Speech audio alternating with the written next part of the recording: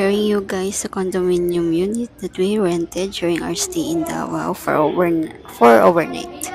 So, inside the condo is ito yung may mga drawers na siya. So, kumbaga fully furnished condominium units. So, lahat ng kailangan mo during your stay, nandito na lahat. Pwede ka magluto. Meron nang naka-ready na mga plates, spoon, and fork, baso. And there you go, the lavabo.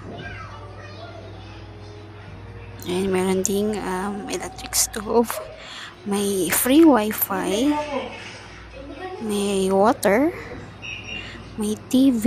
May isang electric fan. May ref. May rice cooker. May kettle.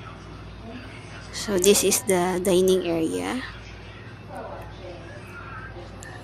Meron kang maliit na table doon para kumain.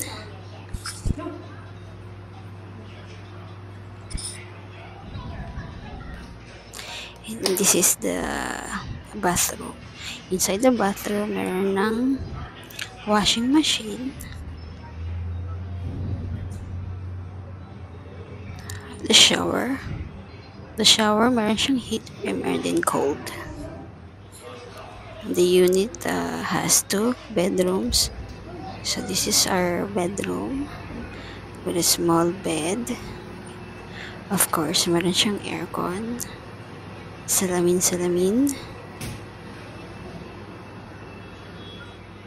May extra foam din if hindi kayo kasya dun sa bed kasi nga maliit lang. And this is the view from the window. So maraming building. Actually, it consists of a lot of building. Para siyang compound condominium.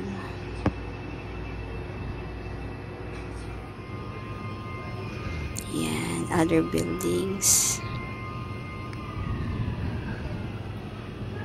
Solid din naman yung stay mo. We rented this for 208 and plus 350 for the parking. So after that, we decided to go for swimming kasi meron ding pool. So ayan yung other building.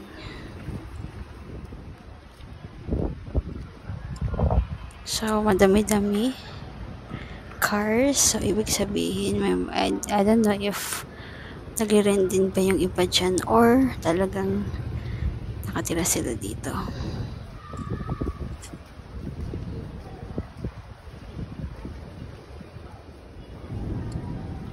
So this condominium is called the 8 Special Condominium.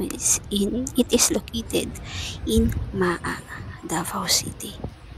Meron ding basketball court inside the compound. So here we are sa pool.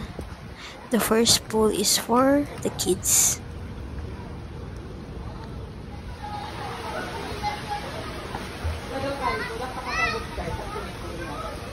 And this is the pool for adults. And what's good about here is yung mga ayaw maligo or let's see, yung mga parents kasama yung mga kids nila. Mayroong waiting area sa harap ng pool. So, kung ayaw mo maligo, gusto mo lang panoorin yung mga anak mo while swimming. So, dun ka lang sa waiting area. Madaming upuan na pwedeng upuan. There are tables kung gusto mo rin kumain. Gusto nyo mag-picnic with your family.